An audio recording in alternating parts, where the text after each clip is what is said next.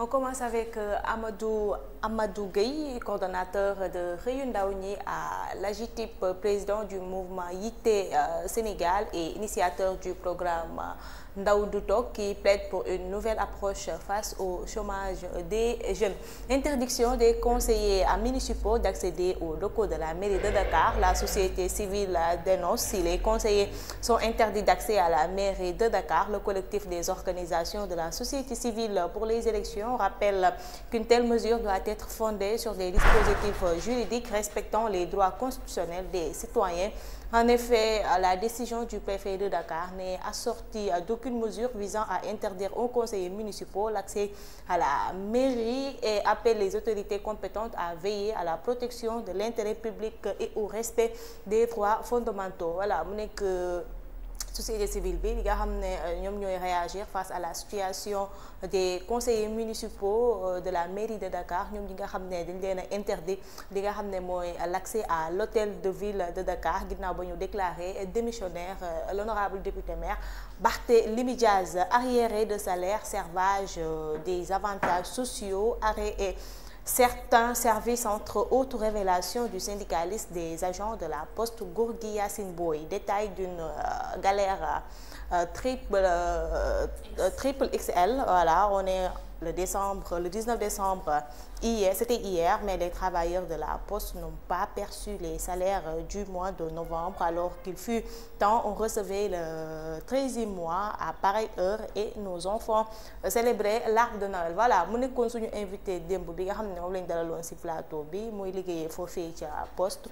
Moom nag démb dégg ngeen ko ci émission bi mu ngi doon dénoncer li nga xam ne mooy la mauvaise condition de travail ainsi que situation bi nga xam ne mooy perdurer depuis des mois foofee ca Poste, ndax li mu waxoon démb mooy seen mois de novembre ak décembre ba tey fayee ko guñu ko te tàmmuñu woon loolu foofee ca Poste. Jamono ji lañ leen daan fay li nga xam ne mooy seen 13e mois ba jox ñi nga xam ne mooy seen doomi cadeau, mais yàgg na daal situation ba Poste demeetul noonu. Ñu ñëwaat ci leneen ak Source A muy livre Madiambal Diagne. Au menu du roman, le dîner à la Maison Blanche attendra de Madiambal Diagne. L'immigration clandestine. Auteur du roman, le dîner à la Maison Blanche attendra Madiambal Diagne. Selon lui, ce livre est parti d'une situation que j'ai vécue au détour d'un voyage.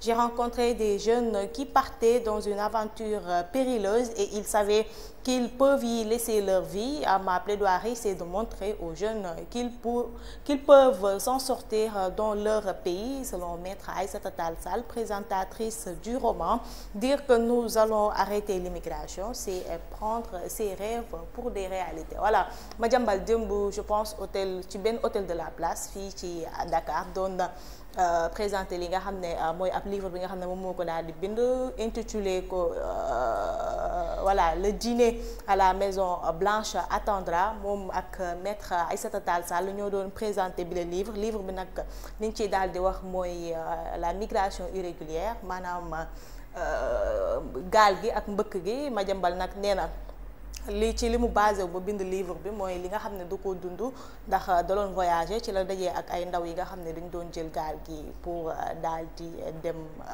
fa nga xam ne mooy Espagne. li mu namm ci livre bi nag mooy yee leen ba ñu mën a xam ne mën nañu tekki fii ci réew mi. On termine par le sport ak le dernier classement FIFA de l'année, le Sénégal qui termine à la 17e place mondiale. Zina. dañ koy commencer ci sport bi waa kër Pape Gueye. waaw c'est vrai que dafa xaw a am nag benn erreur bu tuuti terme lañ bind, mais c'est bien termine. Le Sénégal qui termine à la 17e place. mbokku Pape Gueye yi moom man football moom sama xam-xam li ma sa xam daa bariwul. Pape daa bëgg lu yomb. maa la ko wax dangay bëgg lu yomb. du ñëw de da nga war a ñëw wax ci sport bi lu bari, ndax am na loo xamante ni peut-être dina ko mën expliquer gu mën a dugg au fond mën a expliquer bu baax a baax nit ñi mën a ko comprendre.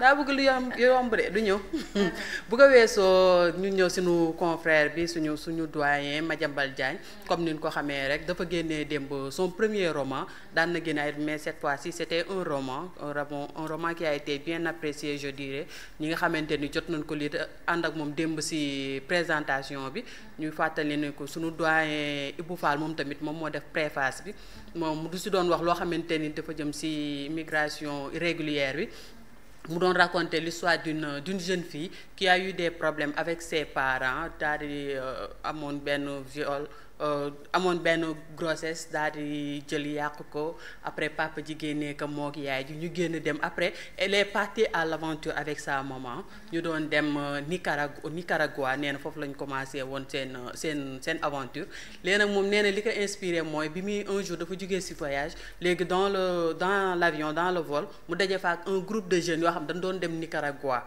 léegi nag ci la daal di jël toog di waxtaan ak ñoom affaire yooyu noonu xale itam bi ñu demee lépp lu ñu def dañ koy envoyé ay photos ay vidéos affaire yooyu si loolu la inspiré woo ba def ko moo tax mu ni c'est une fiction mais c'est basé sur la réalité au fait il a pris la vie de ces jeunes là daal di koy jël rapporté ko si jeune fille bi nga xamante ni moom moo amoon problème au fait livre bu intéressant la woon as tuut bi ma si jotoo xool démb gis naa ni c'est très intéressant ñuy wax aussi nit ñi ñu daal di dem jënd ko ñu mën jàppale suñu confrère bi ak suñu doyen. L'autre c'est Boy suñu invité la woon fii démb la situation de la poste foofu aussi ñuy interpeller encore les autorités pour ñu mën leen gestu c'est vrai le président de la République wax na lu jëm ci genre situation yi nekk genre situation entreprise publique et parapublique yi am ay difficultés ñu ni dinañ ci daal di jóg mais ñu leen di ñaan aussi ñu gaaw ci bu waa poste bi ndax aussi neexul nga nekk di liggéey ba tey la 20 mënoo fexe ba jot sa salaire si ñoo xamante ni comme ni mu ko waxee démb ñoom heure bi daan na fekk duñu sax xalaat ay mois de novembre mais ñi ngi xalaat ñu fay leen seen 13e mois daan am yeneen avantage tey bu ñu demee ba nga xamante ni seen doom bu ñu waree jàngi dañuy am problème ñoom bu ñu waree xëy yi dañuy am problème loolu je crois que autorités yi dañ si war a mën a teel a jóg daal di xool nu ñu régler bii problème comme ça ñoom tamit ñu daal di mën a stable encore une fois pour la société civile mooy problème bi nga xamante ne moo am ci mairie de la ville de Dakar la ndax la société civile en fait c'est un groupe ñu bëri la ay RADDHO GRADEC ñu bëri la ñoom ñoo ci dajale démb dañu recevoir woon ñi nga xamante ne mooy les conseils municipaux de la ville de Dakar léegi bi ñu waxtaanee ak ñoom ils ont confirmé que ni kii bi police daf leen interdire woon ñu daal di dem dugg foofu léegi nag ci loolu la société civile bi doon wax nekk naan quel que soit alpha a di constater la démission de Barthélémy Dias ne veut pas dire que les membres du conseil municipal ne doivent pas entrer au sein de la mairie loolu lañ doon wax ñu ni nañu xoolaat seen doxalin jéem a respecter li nga xamante ni moom mooy réglementation bi bu ñu amee lu ñuy appliquer ñu appliquer mais dans le respect strict de la réglementation dans tous les domaines. Amadou Gueye aussi il réclame une nouvelle approche face au chômage des jeunes bu ñu seetloo instant bi xale yu bari ñu bari liggéeyatuñ léegi koo wax mu ne la dëkk bi dafa metti c'est vrai amoon na ay programmes yu fi daan jàll ay programme xëyu ndaw yi moom def naa moom mujjoon ci Macky Sall moom nag li muy ñaan mooy pour ñu wutaat yeneen yoon yoo xamante ni dina permettre ñu génnee xale yi aussi ci situation bi ñu nekk ndax xale yi peut-être c'est vrai que loolu kese du doon loo xamante ni mooy régler problème bi mais peut-être bu ñu amee ci lu ñu jàpp dina am lu bari loo xamante ni dina wàññeeku lu ci mel ne agression yi dina wàññeeku di ci mel ni immigration bi dina wàññeeku non mënul nekk loolu. te gis nga xale yi nga xamante ne ay chômage dañuy nekk di chômer ñoo xamante ne mosuñoo liggéey ñi nga xam ne amuñu métier ñi nga xamante ne ils sont pas formés bari goo xamante ne tey jii pour nga canaliser leen cadrer leen il faut benn politique boo xamante ne ça commence par.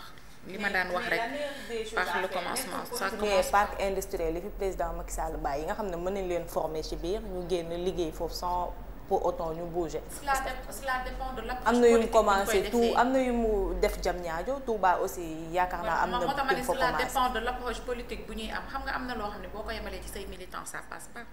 mais man je crois que cette fois-ci mën nañu am tuuti yaakaar. Macky Sall loolu la woon au fait. il avait des programmes yu fi nekkoon am na kii mais c'était militantarisé la ñuy wax.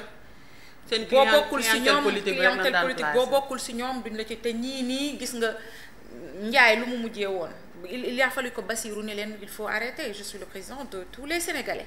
ku farak ci man ak Samba Ndiaye ku farak ci man ak ku farul ci man. Donc ñoom ils veulent s'accaparer de tout. Donc aujourd'hui pour que sama classe gi wax dëgg yàlla am activité génératrice de revenus à côté dina metti. waaw mais mën nañ gàddu en fait espérer ba tey ndax comme loo xamante ni def naa bu ma juumlee c'est la première fois ñu am ko ñu am les trois premières personnalités de l'État ñi nga xamante ni ñoo mooy Ousmane Sonko Bassirou Diomaye Faye ak El Malick Ndiaye ñoom ñëpp bu ñu seetloo ay xale lan te ñoom ñëpp bu ñu seetloo am nañ benn contact ak xale yi bëri nañ trop ci ñoom comme peut-être ils vont changer de waaw nguur la mais au moins on a un président qui a les épaules qui a la tête sur les épaules si je peux le dire ainsi ndax moom moo fi daal di jëloon tax bu ñu seetloo bu xale yi commencé di ëppal nekk naan lii kii warul dem fii parce que daf ñu xeexal wala le gis nga moom dafa génnoon daal di jël ses responsabilités ni leen carrément lii. ñi nga xam ne ñoo jiite yenn structure comme ça ñi nga xam ne ñoom lay fi tegoon pour ñu encadrer ndaw yi Aïda Mbodj moom n'en parlons pas moom mu ngi liggéey.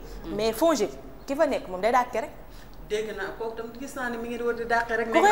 kooku day yokk chômage waaw. kooku ak koor moom dañu war gaaw wax si ñoom ndax ñooñu def ñu lu dul augmenter le taux de chômage. loo bëgg a dégg yow moom au moins tu es une journaliste jàmbaar nga loolu nga bëgg a dégg. arrêtel.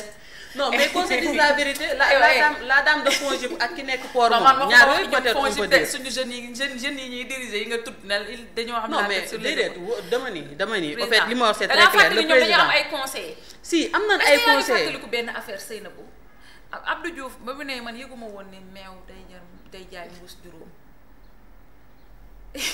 Macky Sall am na lu bëri loo xamante ni yëgu ko woon yëgu ko non mais si Macky Sall am na lu bëri loo xam ne yëgu ko woon gis nga ñoom mën nañu am bonne foi mais ñi nekk xam nga la ñuy wax buur aayul dak yaa aay moo tax ma ne la génn on n'est pas encore sorti de l'auberge mais xam nga parce que devise yi gis nga ñoom bu ñu wàccul ñoom en personne la suñu wàccul seen oto yi wàcc ci suuf ñi leen di rapporter duñu leen wax dëgg te lu ñu leen jox seen poste dañ koy damm lii fi ne ni buur aayul dak yaa aay rek mooy la directrice de FONGIP non loolu on n'en disconvient pas ñëpp xam nañ ñi nekk ci kaw bu dinañ am problème jot yenn information yi te ñoom ñooy jël kii def comme président Abdoulaye Wade ni mu defoon dem dugg ci fàqmaani àndut ak kenn da ngay fàttaliku loolu waaw président Abdoulaye Wade defoon na ko dox mais dootu ko defati parce que protocole dafa am ci présidence jënn dafa dox dem toog di waxtaan ak ñoom peut-être que moom même su fekkente ne am na kii sax mais mu dem dugg Colobane gii gis xale yi rangu jiin yi teg ko seen kii yi après di lii gis xale yu jigéen yi nga xam ne ñi ngi jaay ndékki mu waxtaan ak ñoom dina am unité générale ba pare moom loolu dund na ko looloo tax moo tax ma ne xam nga le fait que nit ki boo dundee benn situation après pour nga daal di mën jël comprendre ñi nga xamante ni ñoom nga fa bàyyi day yomb c'est contrairement ak koo xamante ni mosoo dund loolu yow tu as toujours été au top daal di nekk ci kaw xamoo li ci suuf li ñuy dund c'est pas pareil Abdou Diouf mi nga jël sànq comme exemple ñëpp xam nañ ne Abdou Diouf au fait administrateur la mais même bi muy nekk di jàng démb maa ngi ko xoolaat documentaire am mais même bi muy nekk waaw kay moom laa wax même bi muy nekk di jàng il était dans une situation boo xamante ni c'était aisé Macky Sall fii ñu bëri bi ñu koy xam ci biir Ablaye Wade lañ ko xamee mu daal di ñëw salaamaaleykum am yenn poste de responsabilité yi wute ak ki nga xamante ni dafa nekkoon au bas de l'échelle di yéeg nànk-nànk ba daal di jële je ne dirais même pas waaw kay je ne dirais même pas yéeg nànk-nànk mais ñu daal di xëy suba rek propulser ko mu daal di vivre benn injustice gis ñi muy àndal vivre ay injustice nekk ak ay xale yoo xam dañu vivre ay injustice man foofu laa basé wu ma ni cette fois-ci mën nañ am yaakaar que ni ñoom comme dund nañ ko ils vont changer les choses yàlla baax na nañu ñaan rek chômage bi yàlla baax na ayca yeneen journée yi nan la ñu xëyee tey Le Soleil la moom ñëwaat na ci la visite du Premier ministre au Gambie, renforcement de la coopération entre le Sénégal et la Gambie, d'une même voix la deuxième édition du Forum économique, commercial et d'investissement sénégalo-gambien s'est ouverte hier à Banjul. Ce co-président cette rencontre, le vice-président de la Gambie et le Premier ministre Ousmane Sonko ont appelé à redynamiser et à densifier la coopération bilatérale entre les deux pays. Voilà, mu nekk en marge de sa visite bi muy amal Gambie en ce moment moom ak son homologue le vice-président de la Gambie démb daal dinañuy ubbi li nga xam ne mooy forum économique commercial et d'investissement sénégalo-gambien. Aca Moussa ñu dem ci beneen. Les Échos moom ñëw na ci voilà moom laa doon wax sànq FONGIP Ndeye Fatou Mbodj continue de plus belle les licenciements malgré les nombreux contentieux FONGIP bokk ci structure yi nga xam ne dañ ko fi tegoon pour ñu accompagner ñi nga xam ne mooy les jeunes waaye jamono ji ci dàqe la ñu gën a nekk que daal di accompagner. Affaire Rachel Slaty, les prévenus condamnés à 3 ans ferme et 3 milliards. Rachel Slaty Zeyna ça c'est quoi moom dem ba tey maa ngi koy gis mais je comprends pas. suivre moo ko nag mais kii la démb gis naa ko fenn mais xam nga comme ñun keneen mooy dem fenn tribunal. ok te kii yu ko woon jotu si woon benn. voilà en tout cas condamné nañ ko pour 3 ans ferme ak 3 milliards yi nga xam ne war na ko verser en guise de dommage ak li nga xam ne mooy intérêt. Suppression du CSE, du HCCT par l'Assemblée. Doudou Wade soulève un manquement. Le président devait spécifier dans son décret le besoin de se limiter à la seule Assemblée nationale. Cette condition n'était pas respectée. Il doit convoquer le corps électoral pour approbation du projet de la loi de révision. Voilà. Moom il n'est pas d'accord ci la manière dont on a supprimé li nga xam ne mooy CSE ak HCCT waaye tamit àdduna ci li nga xam ne mooy la décision du Conseil constitutionnel de se déclarer incompétent ci le recours bi nga xam ne Takku Wallu daal dinañ ko doon dugal. Aïcha Moussa ñu dem ci beneen yor la moom aussi ñëwaat na waaw Abdou Nguer te nekku fi ñëwaat na ci visite premier ministre ba Gambie ak démb forum bi nga xam ne daal dinañ ko ubbi comme ni ko Le Soleil defee avec son homologue le vice-président de la Gambie. Journal bi aussi ñëwaat na ci Omar Daf voilà Omar Daf moom tamit wax na nee na amoon na yéene daal di jiite li nga xam ne mooy équipe nationale bi waaye kenn contacté wu ko pour mu àddu ci mbir mi. Affaire Diaz, il est temps d'arrêter les enfantillages de Barth. C'est le professeur Mouhamadou Lamine Niang moo ko daal di wax. Aïcha Moussa ñu jàll ci beneen. Vox Populi la moom ñëw na ci Tahirou Sarr à l'Assemblée nationale. Le député Tahirou Sarr adresse 9 questions au ministre de la Justice au menu nationalité, état civil, droit du sol ak trafic d'identité. Moom ba tey génn ci yi nga xam ne ci la nekkoon muy daal di topp ñi nga xam ne ñoo nekk ci réew mi te dëkkuñu fi ñu xool ba nañ wutal leen nan la ñuy def wutal leen ay carte de séjour surtout ñu bañ a am les mêmes droits que les Sénégalais fii ci dëkk bi. Sitting du 31 décembre contre la culture du viol. Jamra veut faire échec au tatounen des féministes. Mame Mactar Gueye ce vendredi saisit le procureur d'une plainte contre le projet de manifestation des féministes. mooy li Linguère wax laa gëm rek dañ ko wax ni pour gars yi fees. mooy Aminata Linguère Waly Ndiaye. mais duñ def taatu neen quand même waaw. comme la rek voilà dañ ko wax nii rek waaye nag dëgg nag say. am nañ say see nga génne ko en l'air. réew mi dafa bëri dañ ko dem xay yi ay jinne ki rab ak yëpp ngi fi def leen da yaramu neen dem leen. ba ngelaw dugg leen foofu rek en tout cas dañoo def nii pour que ñëpp mën a ñëw seetaan si. communication bi jàll mais je pense pas que dinañ am tuppee wu def loolu quand même vraiment. ñun tam yow ñun jigéenu Sénégal ñun tam dañoo non même bu dee ay féministes quel que soit alpha ay jigéen lañ te jigéen ñun Sénégal boo ko ñëw yenn jigéen yi xamante ne mën nañ daal jël suñu yaram exposé ko nu ñu neexee. même boo seetloo ñu fiy sol yenn yëre yu sexy yi en général guddi lañ koy def. tubaab bu def yaramu neen soo nee tëll nii lay def. bàyyi li des waaye nit ku ñuul bu def yaramu neen boo nee tëll nii lay def.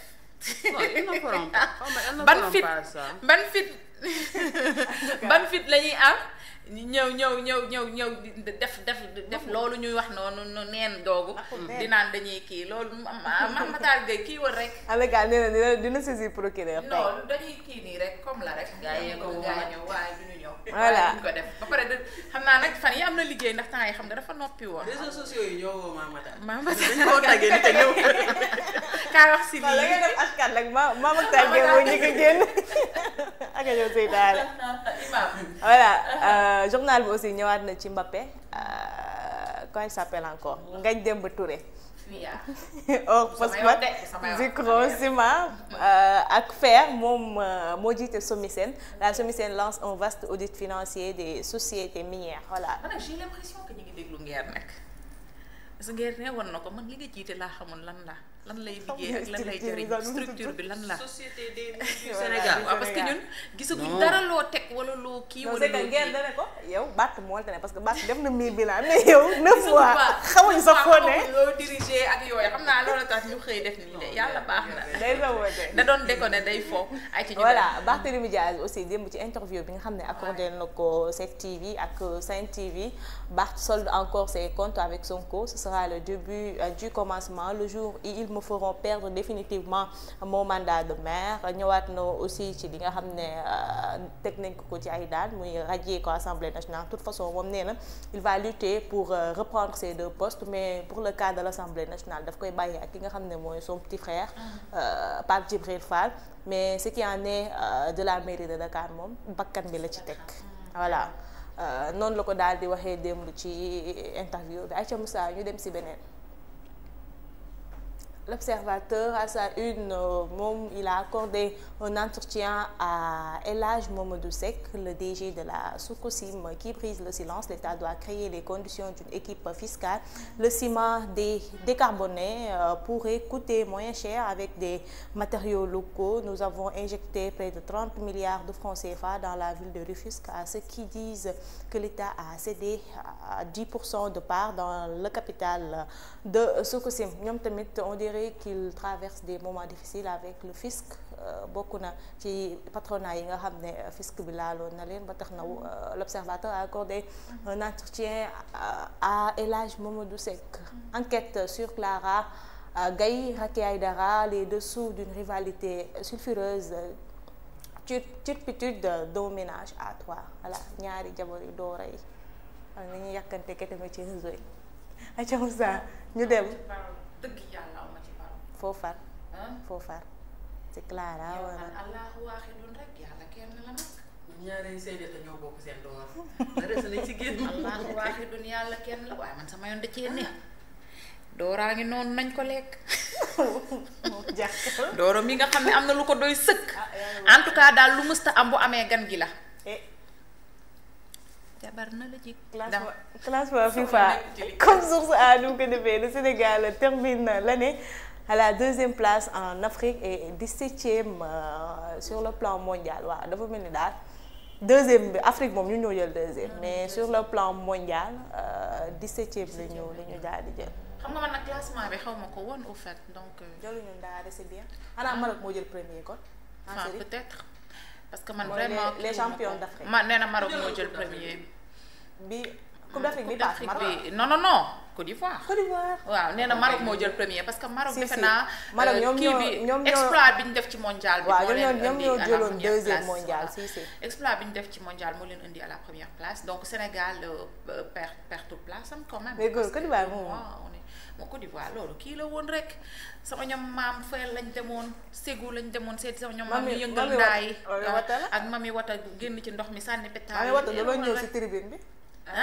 yi mas yi ba yi gisoo leen mami wata. xanaa ëllëg si yow mooy mami wata. am na garaaw bi fi wax lii bu tàggoo ko ñu jaay. demal gëmalew laaj leen Moussa waxal daa woo gis mami wata. yow Moussa mami wata daan ñëw. ak sa diggante ak yàlla yi gisoo leen mami wata. man fu ba xam non damay laaj rek ak sa diggante ak yàlla yow yor nga image mami wata boobu.